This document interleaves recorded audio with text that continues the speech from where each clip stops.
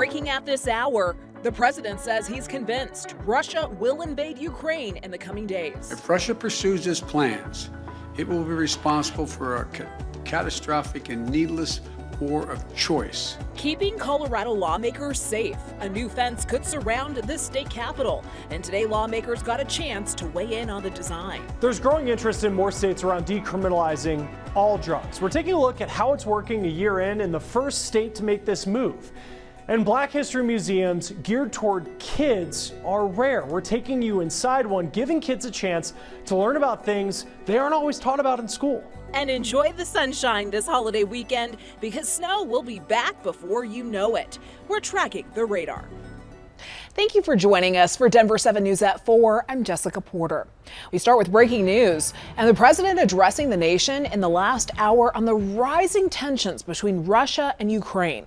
President Biden saying he has reason to believe that Russia intends to attack Ukraine in a matter of days.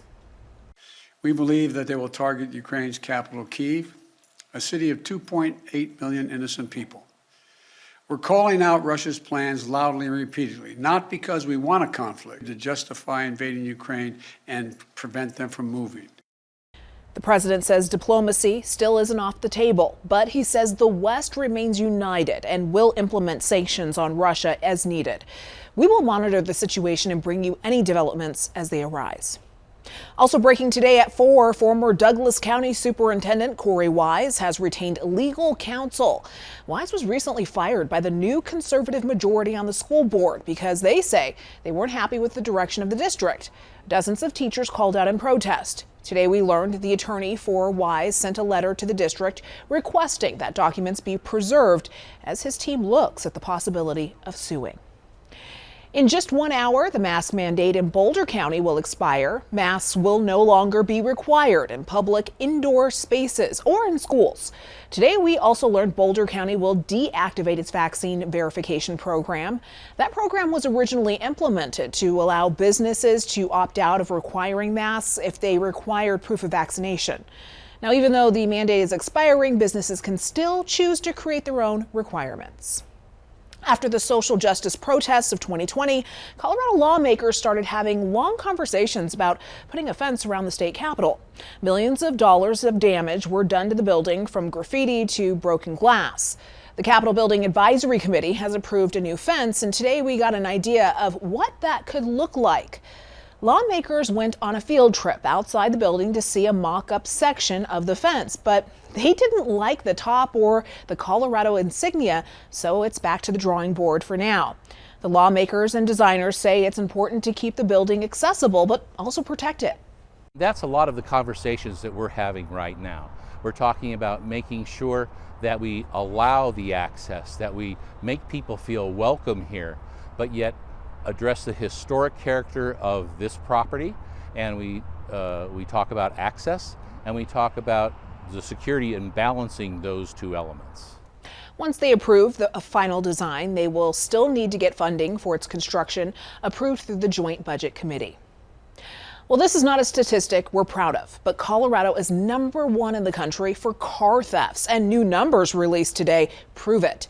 In 2021, there were more than 27,000 cars stolen. The report averages that to about 75 cars stolen per day. And it also is nearly a 40% increase from the numbers we saw in 2020. Denver 7 Investigates is digging into those numbers and this report. And we'll have more coming up tonight on Denver 7 News at 5. Prosecutors and a judge want answers about the accused King Soopers shooter's mental health treatment. Ahmad Alyssa was found not competent to stand trial. He is getting treatment at a state mental hospital in Pueblo. The Denver Post reports that the hospital was required to file reports about the likelihood that the treatment Alyssa was receiving could improve his mental competency. That would allow the case against him to continue, but the judge says that didn't happen.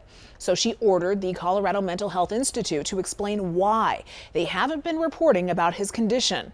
Here's what happens next. A hearing about the hospital's reporting is set for March 10th, and Alyssa will have a review hearing a few days later. Just like many experts and advocates warned, more families struggled financially last month. It is the first month they went without early child tax credit payments. Now, the Center on Poverty and Social Policy at Columbia University has been tracking the program's impact from the beginning.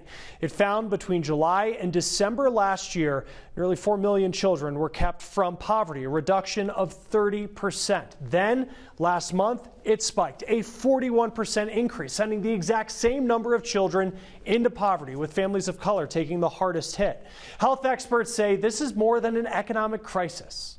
Children growing up in poverty are less likely to stay in school, less likely to graduate school. They're going to make less money in the future. And the stress of living on poverty is a major factor in terms of mental health.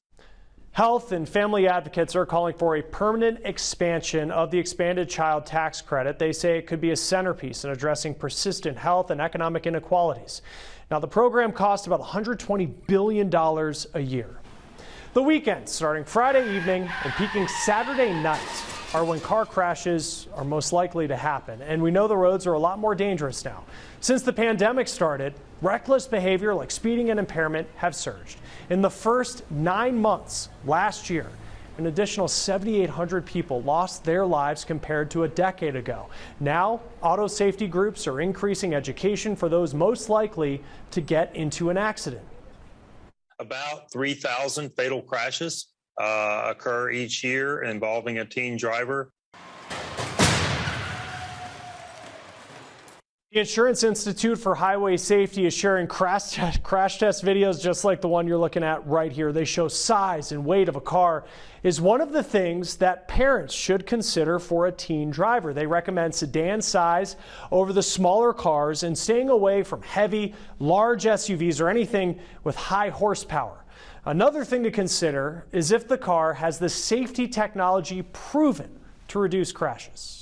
The driving assist technology, such as automatic emergency braking, lane departure warning, blind spot assist. It's important that every vehicle have electronic stability control.